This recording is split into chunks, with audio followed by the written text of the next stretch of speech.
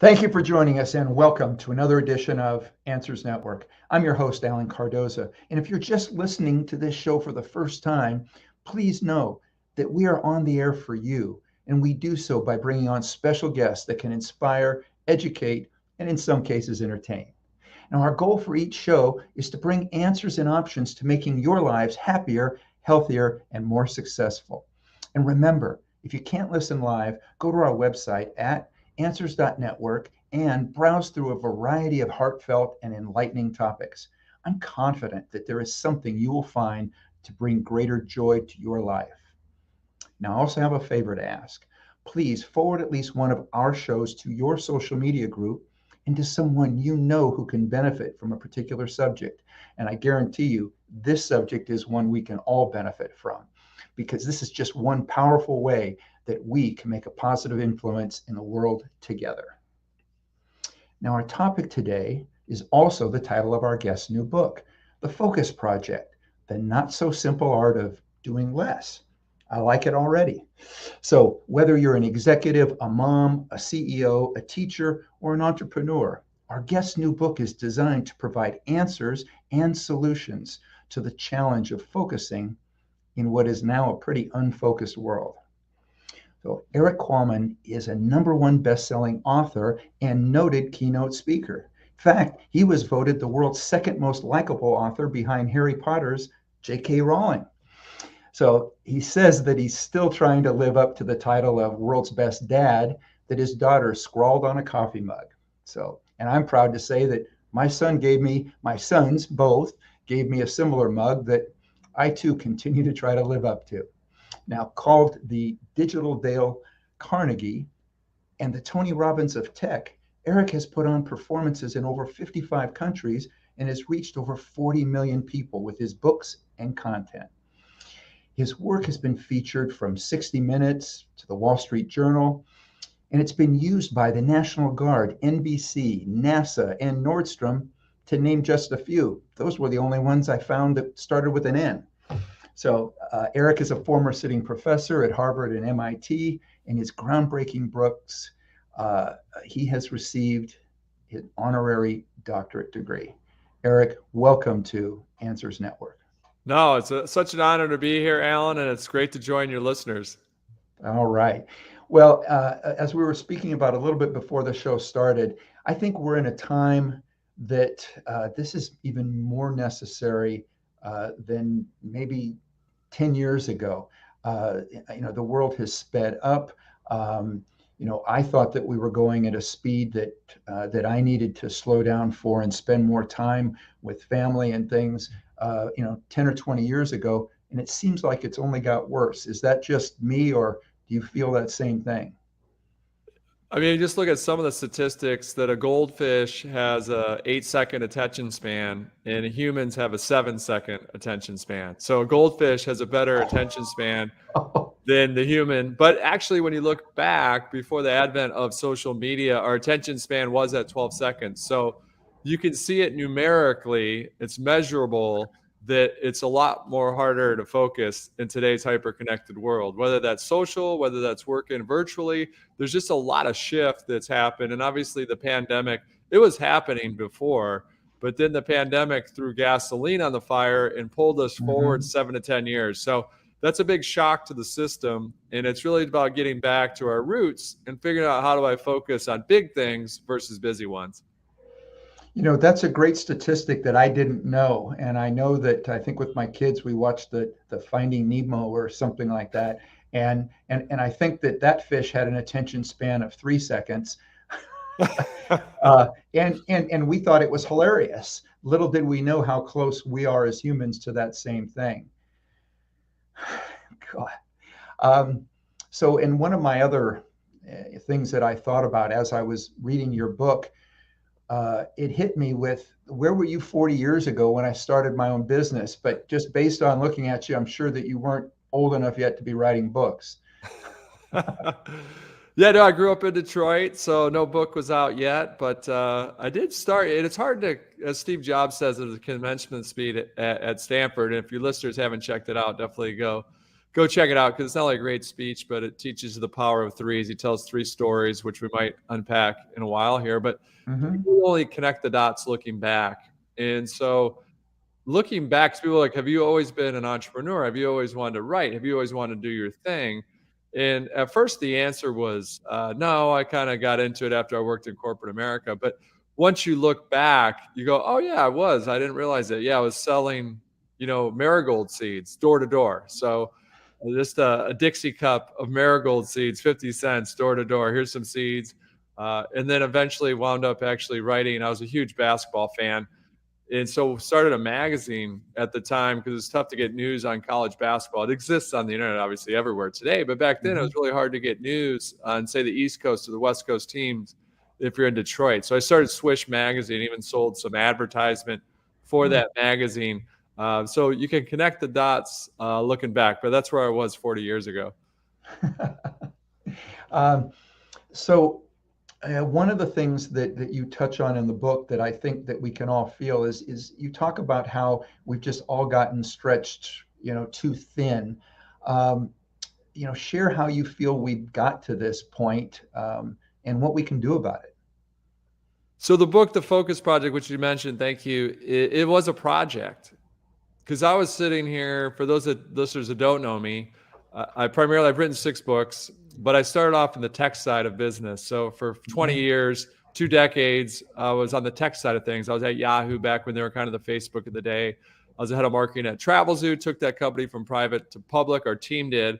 And so I was always on the tech side of business. And then I wrote a book called Socialnomics. That's my first book.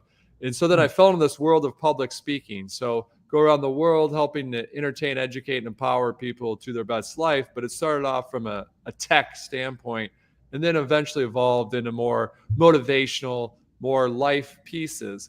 And so I owned my own company for 12 years. And each night I'd get home and my hair was completely on fire. And I'd sit there and pause. I go, this isn't sustainable. I'm not enjoying this. What have I created that I'm running like a hamster on a wheel and it feels like I'm not getting anywhere? That I'm running 1,000,000 miles an hour and then tomorrow I'm going to run harder. And then my mindset is run harder and that'll solve it. And it wasn't solving. In fact, it was making it worse.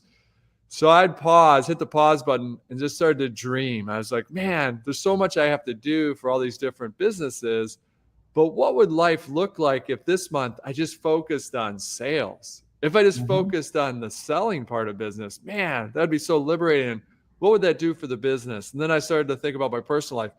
What would a month look like if I got to spend the whole month just organizing the house? Just not only organize it, but the stuff that needed to be fixed, the honey to-do list, the 20 things that I had to do to call those contractors.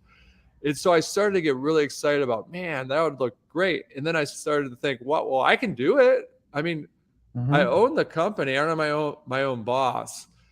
And then I started to reflect, wait, if I'm having problems with this where I'm somewhat, quote unquote, control my own time, everyone must be restless. So I started to talk to school teachers and principals and students and CEOs, and they all had the same issue, that they're running 1,000,000 miles an hour. The hair was on fire, rinse, wash, repeat each day.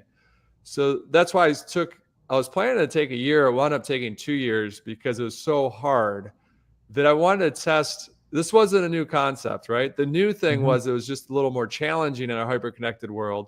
But as you look back, history rhymes. And so it doesn't repeat itself, but it does rhyme. And so when you looked at it, even back in the Greeks, they were struggling with focus. So I started in the Stoics, and I started to really unpack everything that's been out there, both from a research perspective. So I call that, the institutional science. And I wanted to marry that with the street science, me actually being that proverbial guinea pig. And so the first year I had 5 false starts because I go, okay, if I'm going to have the luxury of doing this, I've got to make sure that we get enough sales. For us, it's me speaking on stage. So that there's a lot of stuff we do, but that's really the catalyst for most things. So I said, all right, if I have the luxury to do this project for a year, I've got to focus. The first one has to be on sales. So that first month, and I go, look, let's be realistic. Let's just carve out 30 minutes a day to focus on sales, 30 minutes a day. So that'd be a good start. And I failed 5 times. Like the first time I did it, I spent 18 minutes, not per day, 18 minutes for the month on sales. And so It was really hard. That's why I learned. But then after 5 false starts, then the following year I was able to do it and take on one thing per month. But most importantly for your listeners out there, it's really about that progress over perfection. But by just focusing, that's 30 minutes a day on sales. We had a record sales month, and then also it set the record sales for the year actually within that month. We already achieved it for the year. So that's how powerful this stuff is. But even to this day, the gravitational pull, and I've written the book, and so I'm not perfect at this by any means. I've just gotten better. The gravitational pull is still pulling me to do the busy. So I fall into that trap this week, this day. It happens all the time. So it's really about being intentional. Well, let's talk about that point where you say do the busy. I think it's one of my biggest problems. It's probably one that a lot of people have to struggle with. How do we get ourselves out of that? And especially when we have so many people pulling, and again, someone like yourself, the age of your kids are such that it's very easy to get pulled into a different direction. And then we find ourselves, dropping what was maybe a number one or an A thing.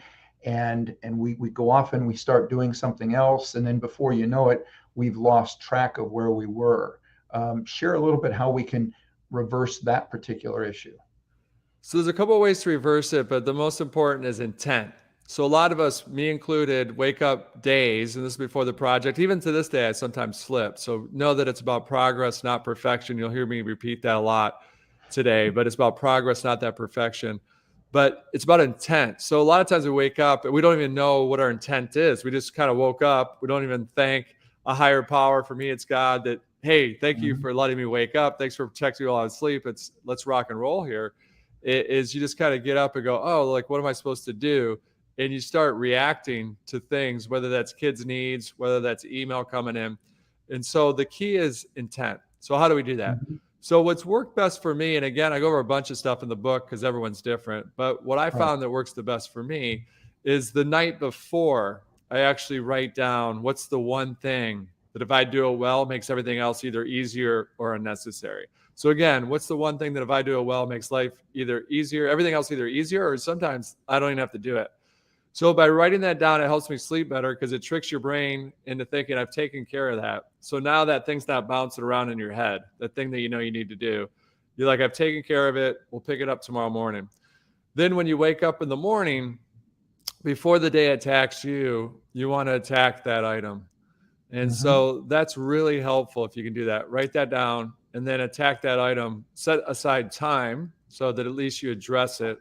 I like to set aside 30 minutes. So 30 minutes, hopefully I can complete that task. A lot of times you can if it's a bigger project, but you're completing the smaller task if you break it down. We can talk more about how breaking things down so it's not overwhelming. But it's really about attacking that one thing before the day attacks you. I was talking about this at the gym. Oftentimes when I'm at the gym, people come up to me and go, "Hey, who's your guest next week?" And so I'll talk about it. And I mentioned something, and from a father that looks like he's probably about 35 years old, he said, he goes, "I'm in a state of emotional and physical exhaustion." He said, I come here in the morning, to try to, build up enough energy to be able to make it through the day. But by the end of the day, I am so exhausted that I don't feel like I'm really giving my family what they need or what they deserve. What would you tell that person? A couple things. First of all, he's right because we are like an iPhone. So that throughout the day, you're going to get drained. And that includes your body, your physical self, but also your mental self. And so it's called decision fatigue.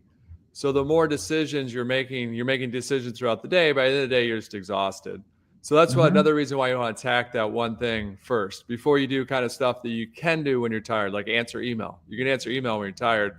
A lot of the stuff that you need to attack first is more strategic in nature, or it's going to take a little more brain power. So you want to do it before you have that brain drain. So that's key. Also, when he talks about his family, is we call it cowboy scheduling. So with cowboy scheduling, if you remember the song Wide Open Spaces by the Chicks, is that it's about fencing off. So you want to fence off time for specific things and then also leave wide open spaces. So fencing off time for Okay. specific things, and you should fence off time for yourself. Again, fence off in the morning that half hour to attack that one Mhm. thing. And then you should also fence off time for your family. So in Yes. this virtual connected world, those lines have been blurred to where it's very easy to continue to work at night. And so that you're at the dinner table, you're answering a work email, or you're down with a board game with your kids, but you got your laptop out and you're still kind of working. Yeah. So you're doing a disservice to yourself, you're doing a disservice to your company, you're doing a disservice to your family because you're not focused on anything in the moment. You're trying to do everything. So those would be the two main tips that I'd give someone like that. And I've suffered through it and still have that gravitational pull does pull towards me. So do that cowboy scheduling, fence off those times for specific things. And then also understand you got to attack that thing in the morning because there is brain drain. Think about your body and your mind like an iPhone. By the end of the day, it has lost its charge. You just touched on something that I hadn't really thought of when you use the term decision fatigue. And myself being a single parent for much of their life, I found that I got to a point to where, I would go into work, but I've made so many different decisions. I'm just tired of making decisions. And I find that in many people, especially single parents, that when they can then get with somebody in a relationship that's going to share some of those decisions, it seems like this great weight is lifted off your shoulders. Um, Share a little bit about that in how maybe either by hiring the right person in the business or getting your relationship life straightened out to a point in which you are sharing these things and how much better that can be. So decision fatigue, some ways you can combat it is figuring out where you can limit your decisions. And so you Mm-hmm. can see this with Steve Jobs or Mark Zuckerberg. Steve Jobs wore a black t-shirt and Zuckerberg wore a gray t-shirt because they didn't want to make that decision. That's a decision that they didn't want to waste their mind on. So they wanted to save Mm-hmm. it for a more difficult decision. And so it could be your wardrobe. I tested it. I still do it today. Primarily, I've got green glasses. I've got a gray t-shirt. That's it. It's literally in my closet. It's like the Seinfeld episode. There's just all these gray t-shirts. So I don't really have to worry about and think about what I'm going to wear. Now, again, some of you people are like, that's crazy. I love figuring out what I'm going to wear. So do you. That's what we talk about in the book is I'm going to give you a bunch of ideas. Hopefully you get one idea that's going to change your life. That's it. Or for Nice. breakfast. So I used to make scrambled egg whites. And then Mm-hmm. again, I wasn't focused. This is before the project. All of a sudden I look, I'm like, oh my gosh, I totally forgot I was cooking the egg whites. Well, it formed in the pan a frittata. So it made it one circular piece, right? So I'm like, Mm-hmm. oh my gosh. And then I go, wait, I don't want to throw this out. Let me flip this over and just try it. Well, I liked Yeah. it better. And it was much easier to clean the pan. It was much easier to cook. So then I take it to the next level. When I take on the project, I go, great, I'm just going to eat the same thing for breakfast every morning. So what I eat for breakfast is that egg white frittata. I've got some lean, no salt turkey meat. And then I have some arugula, avocado, and tomatoes. And Mm. so, in a black coffee, that's it. So then every morning, I don't have to think about that. It's just rote. And when I get those supplies, it's the same thing. It's just every week. Now, a lot of you out there, that's crazy. I'd get bored eating the same thing. For me, it works. And so, again, I don't have to make that decision. It's just right there. Boom. We're making it happen. And I kick the day off. I've got at least one healthy meal before I get tired later and want to have those dark chocolate covered pretzels or whatever we're having. And before we get to one of the listener questions that's coming in, you mentioned the green glasses. Is there a story behind the fact that they're lime green? Yeah, for those just listening, these are really bright alien green, Seattle Seahawk green glasses. And Okay. so my name's Eric Qualman. So if you take your first initial last name, whenever I'd handed an email address, it was Equal Man. And to be honest, I did not like it. Borderline hated it for the first 15 years of my career. Growing up in Detroit, working at Cadillac, just going into meetings, you're an intern. Oh, we need some coffee. Well, Equal Man, you got a superhero name. You must be super fast. Why don't you go get the coffee? And so good-natured ribbing, but my friends would be like, Equal Man. I just didn't like it. So for 15 years, I thought this was happening to me. And then in a moment in time, I realized, wait, this isn't happening to me. This is happening for me. So my second book, which is Digital Leader, was doing well. And so a magazine wanted to sit down and interview me. And for that magazine, they wanted to take a photo for the cover.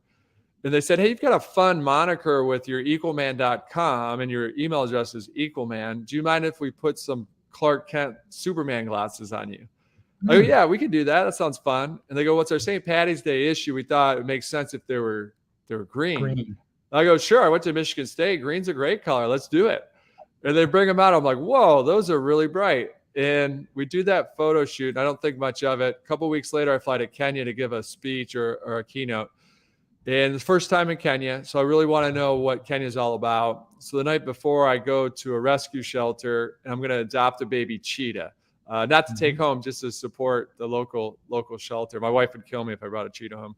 But the lady that I'm with, we're driving over and she goes, Usain Bolt, the Olympic sprinter, was here 2 days ago and he adopted from the same litter that you're going to adopt from. We filmed him. We'd like to film you and kind of marry that footage together to raise more money for the shelter. Do you mind? I go, no, that's a great idea. Whatever it takes, I'm here to help. And she pauses and looks at me and goes, but obviously when we're filming, we want to make sure you're wearing your iconic green glasses. And I'm looking at her. I go, oh, I don't wear those green glasses around all the time. I'd look kind of foolish if I was doing that. And the look of disappointment on her face, I never wanted to see that again. She goes, no, that's what everyone in Kenya is expecting tomorrow. But it was a moment in time where I'm like, hey, this isn't happening to you. It's happening for you. Let's step into being equal, man. Let's own it. And if it helps one person out around the world, just one, then it's worth any discomfort that I walk in. And so now it's part of what we talk about on stage. It's about stepping into that discomfort. It's also if a kid asks me, hey, why do you wear those glasses? I'm like, it reminds you to be different. It's okay to be different. And it's okay if you see someone in green glasses, not to judge them, that there must be something off with that person just because they're a little different than other folks out there. So it wasn't intentional, but now we have intent to make sure that we get that message out there. And crazy enough, conferences started asking for the green glasses. And at first we go, yeah, here, you can order them here. And they go, no, we want them customized. We want you to make it easy on us. And so now we're in the world of we are in the business of making green glasses. We're closing in on 100,000 that have been distributed. Wow. So all this stuff is a long story to say my cheetah is much faster than Usain Bolt's cheetah for sure.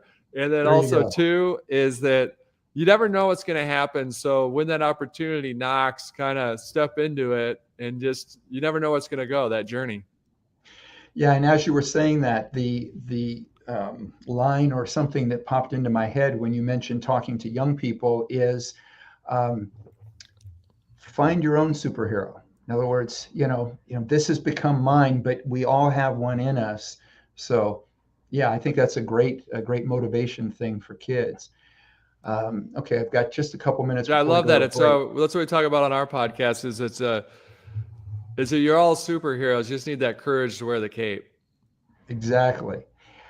So this message comes from Gerald in Illinois, and it reads, I've tried dozens of approaches to streamlining my life and business, but I still wake up every morning feeling this enormous anxiety over all the massive items on my to-do list. Between family and my efforts to keep my business alive in this crazy economy, I just can't seem to crawl out of the overwhelm in my life. My question is, when the list keeps growing, how does a person survive and keep it together? Yeah, this isn't easy, and it's something that gravitational pull will always bring you back. So a couple things. One, try to make a not to-do list tomorrow. And how do you do that? Well, you've got a long to-do list. Literally write the word not on the top of it. And then I want you to go down that list and just circle the one thing that's going to make everything else either easier or necessary. And more times than not, that's the hardest thing. It's the thing you've been avoiding. There's a reason why it hasn't been done. If it was easy, it would already be done. But circle that one thing. Some people call it eating the frog. There's different ways to call it, but it's really circle that one thing and bring that over. Keep your to-do list. Obviously, this is kind of an exercise to just remind you that, hey, it's about focusing on that big thing, not all the busy ones. That being said, this helps me a lot. So I start to make a to-do list. It gets super long. And I know for a fact if someone were to hand me 2 extra hours a day, I'm not going to get through everything that's on that list. So a lot of people try to hack the system by getting up early. You can do that occasionally, but a lot of times you get less done. The research shows you get less done because you're tired. So you get up 2 hours early, but you actually get less done. It's the exact opposite of what you're trying to accomplish. So that's a good hack. Another hack is when I told you 2 hours, if I gave us 48 hours, we still wouldn't get everything done. So again, it's really about not time management, but more energy management. Looking at that list and then asking yourself, which of the items on here are really going to matter 5 years from now? When you do that, it helps reduce the stress as well. What's going to matter 5 years, 10 years from now? And that helps you reduce the list, or at least helps you organize it a little better. So, and no, you're not alone. Everyone we interviewed, everyone had too much to do. Every single person couldn't get to everything.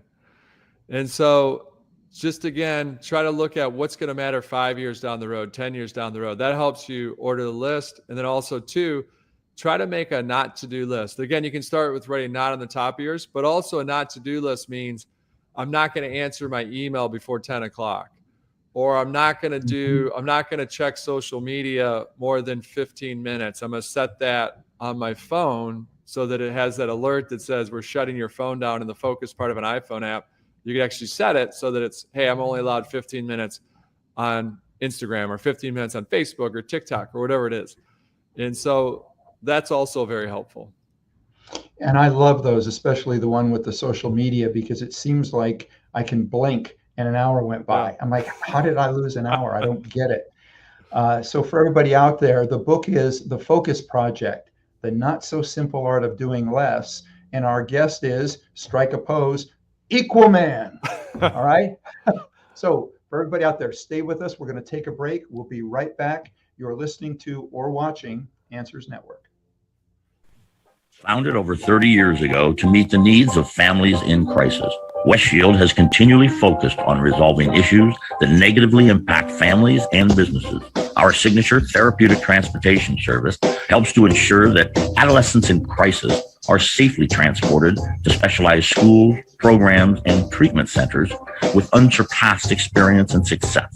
We are supported by our full-service licensed investigation agency that has legally, professionally, and compassionately located hundreds of runaways and teens. We are experienced and qualified to help, offering solutions which may include referrals to our international network of top professionals in the fields of educational consulting, psychology, psychiatry, and investigations. Simply put, West Shield Adolescent Services and West Shield Investigations are the best solutions when your family is facing a personal crisis. Call 1-800-899-8585, 24 hours a day, 7 days a week. That's 1-800-899-8585, or visit our website at westshield.com. Thank you. And we're back. Our guest is Eric Qualman. And Eric, one of the things that, or a term that at least comes from my time, is I feel like I'm stuck on the treadmill, or I'm stuck in the rat race and I'm on the wheel and I just keep going and going and going, and I feel like I'm not getting anywhere. Share a little bit about how people can get off of that. And I'd love if there's a particular success story that you have of somebody that you've worked with or that you know of that has used one of your methods and gotten off, and how it's affected their overall life. Yeah, so a couple of people have really used this system, and I use it myself. And again, it's going to be comical when I say I don't do this every day, because what I'm going to say takes 30 seconds, 60 seconds. So I get mad at myself. I go, what the heck? I mean, it only takes a minute to do what I'm about to tell you. But for a lot of people, it's game changing. So you're on the wheel, and you got to do some self-awareness. You got to figure out why you're on the wheel, or what's causing you the anxiety. What in your life would you want to cut out if you could? And again, we can. Think about it. Most of the people listening here live in America, so we have the freedom to do what we want. Obviously, there's financial pieces that we have to consider, and you have to do your taxes, stuff like that. But we also have to pause and remember, wait, okay, I'm in control here. If I'm a lion, am I chasing chipmunks, which will be fun and I can get chipmunks all day, but long term, I'm going to starve to death, where I should be chasing after that antelope, that elk. And so making sure we're not chasing after all those chipmunks. So what you can do at the end of the day is write down systematically, and you can do this on a Google sheet. You can do this in Excel. If you want to use paper and pencil, it doesn't matter. I like to use a digital means because then I can track it better over time. And so for me, I use a free tool, Google Sheets. And so I have a column. On the left column is just the date. And then the next column is a column just for a number, and I'll go over that in a second. And then the third column is just commentary. So first column's date. Second column, I'm going to put in there +1, +2, +3, -1, -2, -3. Was the day a +1? Was it a pretty good day? +1. Was it a great day? +2. Incredible, amazing day. My brother had his third kid, whatever it is, +3. Then -1. Hey, wasn't my best day. -2. Pretty bad day. -3. Terrible day. Maybe someone passed away. But it's really about writing that down each and every day. So +1. It's never neutral, never 0. You didn't hear me say 0. So +1, +2, +3, -1, -2, -3. Then on the right is the qualitative piece. What made it so? So, and hopefully in time, you've got a lot of pluses, but what made it such a great day? And you're going to start to see a pattern. Or what made it a negative day? And if you do this long enough, you're going to start to see patterns. Oh, this is what's causing a negative day. I feel out of control with my time. Why do I feel out of control with my time? Because my calendar is completely scheduled.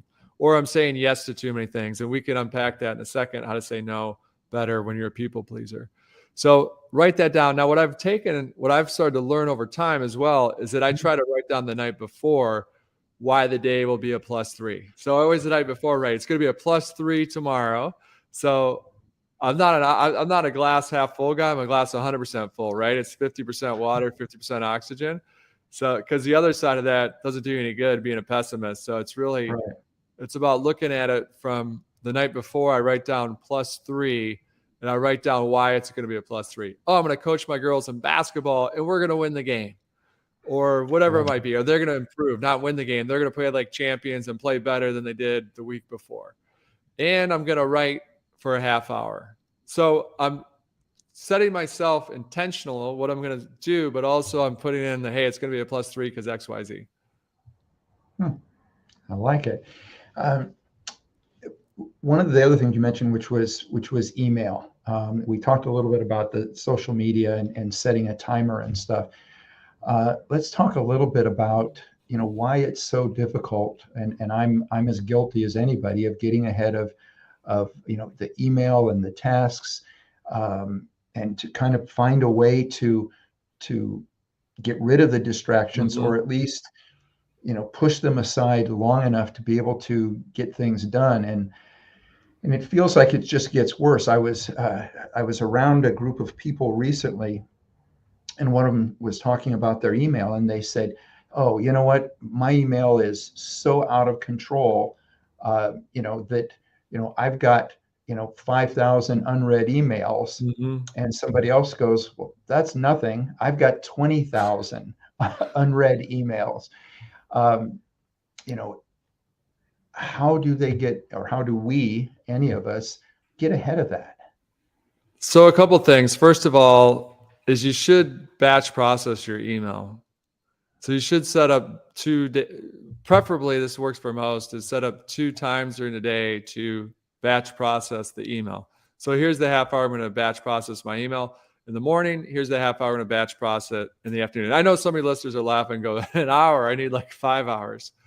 But that's intentional. So you've got to get pretty good at not answering all the email.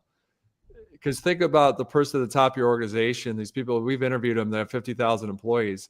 They're not better at focus inherently than all of us. They've just set up systems and processes in place to deal with it better. And so part of that system is, first of all, and also those folks, what do? You probably get like a 1-word response from them, or a 1-sentence response. So first and foremost, try to batch process it. For a lot of you, that'll help a lot. so that you're only checking it and batch processing at certain times during the day. And don't do it first thing in the morning, because that's when you want to use your brain, what we talked about earlier in the show. So set it up. Maybe it's 10 o'clock in the morning. Maybe it's 2 o'clock in the afternoon. So batch process your email.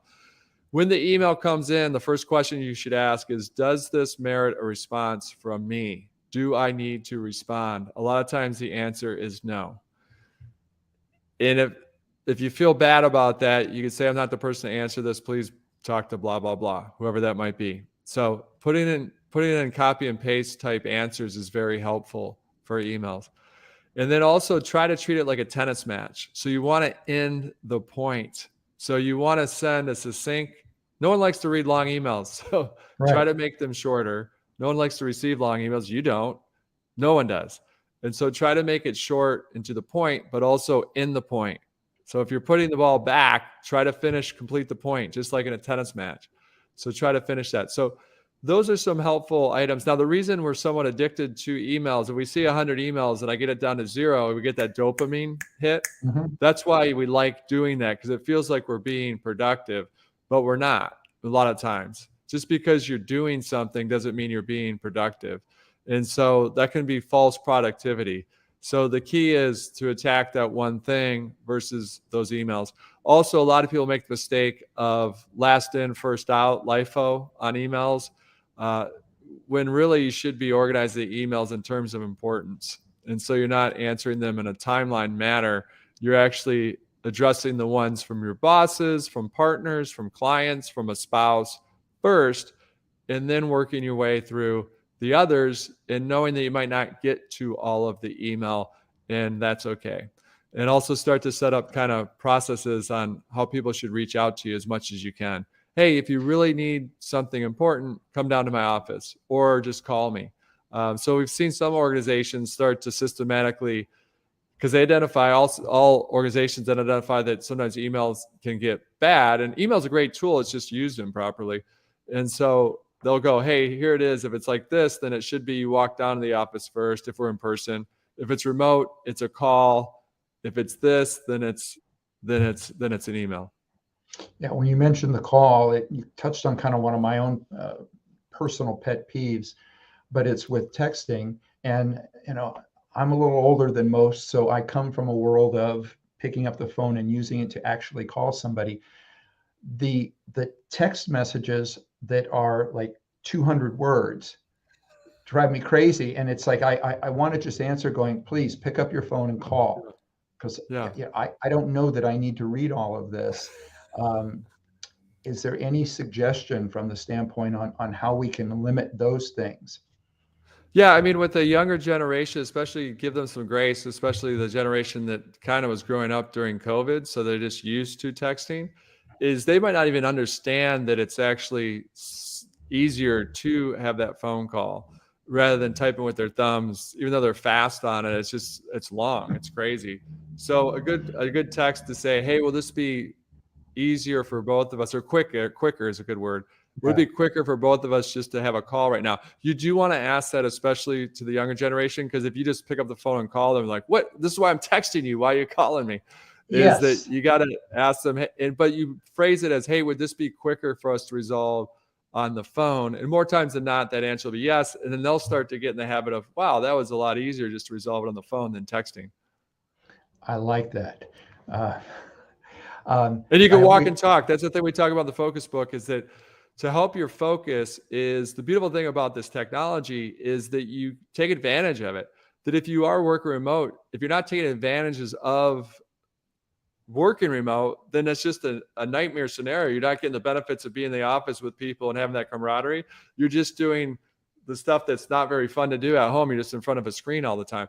And so when you can, most people want to walk and talk. So, hey, can we make this meeting a walk and talk rather than a Zoom meeting? Can we make it a walk and talk? And then you're both, oh, that's a dog barking. Got it. I know you're in the woods. I'm in the woods. We're seeing green. It helps our focus. So just by seeing the color green, it actually helps your focus. Being in nature helps your focus. So take advantage of those opportunities when you can, and do that walk and talk. See, and the whole idea of green, so that must have been something for the glasses also. But that makes perfect sense because it's also something that's very healthy for us to do as well. So I love that. We've got another question that has come in. This one reads, there are a few daily practices I do, such as Qigong and structured breathing, that have helped me to regain my clarity and calm. Unfortunately, my workaholic husband masks his stress, preferring a couple of drinks before bed. I'm very worried about him, his memory, and his ability to focus. Can you share any ideas or methods from your book that might help me help him? And this says, thanks so much from Nina in California. Yeah, Nina, that's a great question. I need to do more of this. I need to do more breathing, more yoga, because when I'm researching the book, the one way to grow gray matter in your brain, which helps with memory, is to meditate. But most of us that are already thinking, I've got this long to-do list, I can't meditate. I can afford time to meditate. But when you meditate, it allows you to calm, it reduces the stress. It also helps grow that gray matter. So it's counterintuitive, but it actually makes you more productive long-term as you start to breathe. And also the folks that do yoga and meditation are better at doing what I'm going to describe in a second. Is throughout the day, you should have pauses, basically pause and breathe and ask yourself, what am I doing right now? And what should I be doing? Sometimes it is the thing you're doing, but more times than not, you'll catch yourself like, what am I doing right now? Oh, I'm scrolling through TikTok. What should I be doing? Oh, I want to be a published author. Why aren't I writing a sentence for the book? Why am I pushing that out? Why am I not attacking the thing I should be attacking? So again, Nina, keep doing what you're doing. But in the book, yeah, it'll go in and hopefully it helps your husband realize, hey, I think this is working for me, but actually alcohol, people think it helps you sleep. It's actually the opposite. It doesn't help you sleep. When you have drinks, that's a big misnomer. Multitasking is another big misnomer, that it doesn't make you more productive. It makes you less productive. We can unpack. And in fact, let's go into that second. So if you're multitasking, your IQ can drop up to 15 points. And my dad's always quick to say, son, you can't afford to lose those 15 points. That's a lot for you. So make sure you don't multitask. But what you're doing is you're switch tasking. You're not multitasking. Your brain's trying to figure out what's more important, A or B, A or B. And in that moment of switching, that loss of efficiency is the equivalent of not sleeping for 36 hours. Or teams, your productivity can drop up to 40%. So one of the easiest ways to actually increase our productivity and have better health benefits as well is to single task, single task, single task. Easier said than done. Literally every day, I've now known this for 12 years, I catch myself multitasking. But because you have that breath, Nina, and pause and go, wait, why am I multitasking? I got a single task. I'll get more done. I'll be happier and healthier. So a lot of our listeners out there, we're recovering multitaskers. So just stick with it. Every day is not going to be perfect, but more days than not, try to be on the better side of that, where you're like, I'm going to single task, because that means I'm going to get more done and be happier and healthier. And I love that. And I love what you said in regards to meditation, because that was one of the things that I used to deal with some of my issues with multitasking. And again, I was raised in that area of, if you can multitask, you should wear it as a badge of honor, that, well, I'm so smart, I can do all of these things. And I realized that I was doing many things, just not all that well. But in fact, I use one, and I'm not sponsored by them or anything, but it's called Balance. And it has helped me greatly. And along with what you were saying earlier, one is to use it at night. That kind of helps me get a lot of the other things that have been weighing on me out, just clear myself so that I can get better sleep. But then the first thing in the morning, I get up and I go through some of my own mantras, but I also go through some of the ones that are part of that Balance website. And they call it foundations, but they can take you in a particular direction that I have found very beneficial. And it's another one of those things I wish I knew 40 years ago. No, that's really, really good insight. And when you think about it, another thing that I learned over the last couple of years is that I've got this vision that when I'm going to meditate, okay, I'm rolling out the nice mat. I've got the waterfall in the background. I've got the music going on, but come on, that's not practical. So that happens when it can, but more times than not, you got the kids running around, everything's happening. So anything's better than nothing. So honestly, I find myself meditating the most on airplanes. That sounds crazy because it's loud, but it's really just, all right, I'm sitting here. I'm just going to pause. I'm going to breathe. And then my mind's going to be going a million miles an hour. It's tough for me to get in that state, but the more people I talk to, it's the same, that it's natural for those things to pop in your head and go, oh, I'm thinking about this. I'm thinking about, oh, I got to write that speech for the stage tomorrow. Oh no. Okay. I'm not supposed to be thinking about that. All right. Then you get like 10 seconds of kind of that Zen time. Then something else pops in your head. It took me a while to realize that's just natural. And then in time, you do get better at it. But it could be you meditate just when you're waiting for the train or the bus. So just try to find those short moments that you don't have to. The reason most of us don't meditate, or especially speaking for myself, is I always used to think, oh no, I've got to have that hour of complete peace and quiet, and I've got those candles lit, but that's not really practical. When I can do that, obviously I do, but just give yourself some grace. That's the number one thing when it comes to all this stuff is give yourself some grace. I think one of the meditation points that helped me when you just talked about the idea of we get another thought, and oh, that's right, I'm flying here to do this, or I'm flying here to do that. And part of the meditation that I've been doing has been saying, when that happens, just say to yourself, thank you, and reel yourself back in. In other words, before I would get frustrated with meditation because I'd go, well, this isn't working because I'm still worried about, what happened with the kids or what I was doing at work or a big contract or something. And it allowed me to just go, thank you, and where was I, and bring it back. And I think that was one of the most helpful things for me. And like you said, acknowledging that even if I only have 10 minutes, I can do quite a bit in 10 minutes. Yeah, no, I love your thought there. Like, thank you. I was with the founder of Headspace, and he goes, his approach is more like, hello, stranger. Thanks for joining, but I'll see you in a little bit. And then like let them pass through like they're crossing the street. So you're on your car, and that's just someone that just crossed the street. All right, they've crossed the street, they've cleared. Now we're going to keep driving.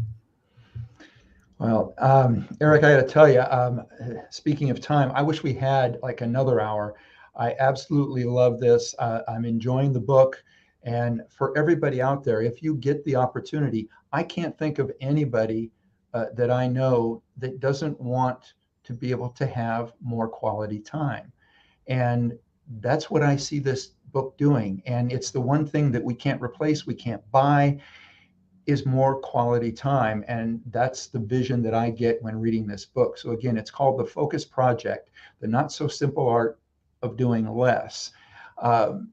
And I assume that you can get it at any bookstore and so on, or which probably I'll share the website. The website is equalman.com. So just when you think about the green glasses and you think about a superhero, think about equalman.com, and you can not only go there to get the book, but there's all kinds of other information that can be very helpful. Eric, share with me kind of if there's anything else that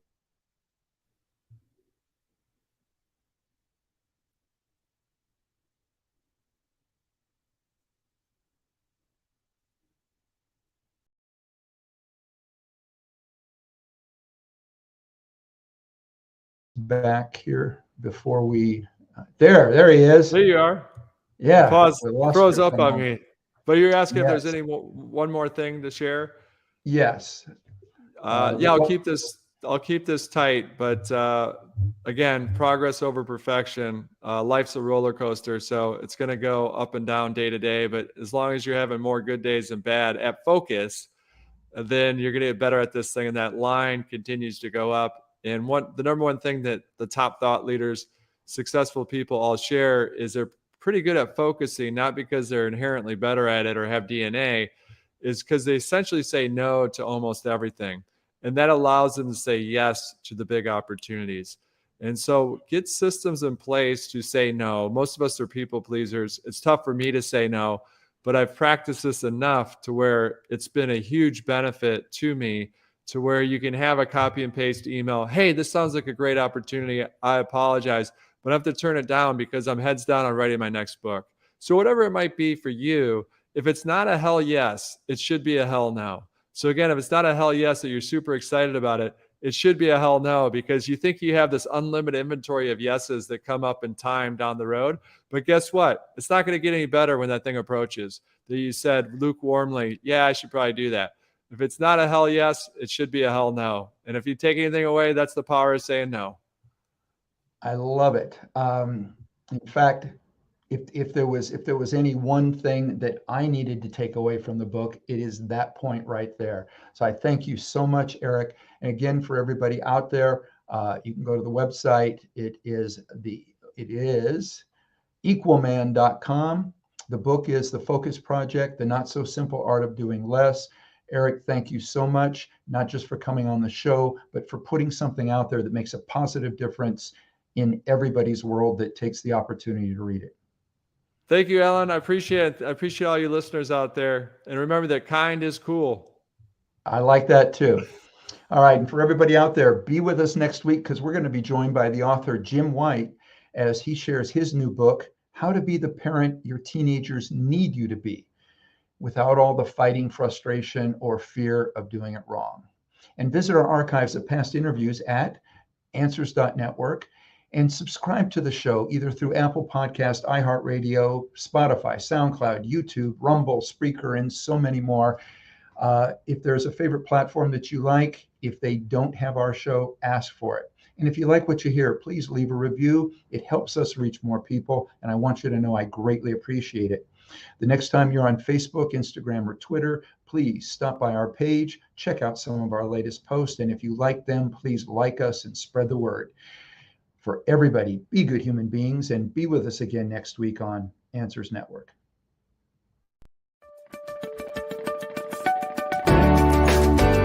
You're listening to Answers Network with Alan Cardoza, only on LA Talk Radio.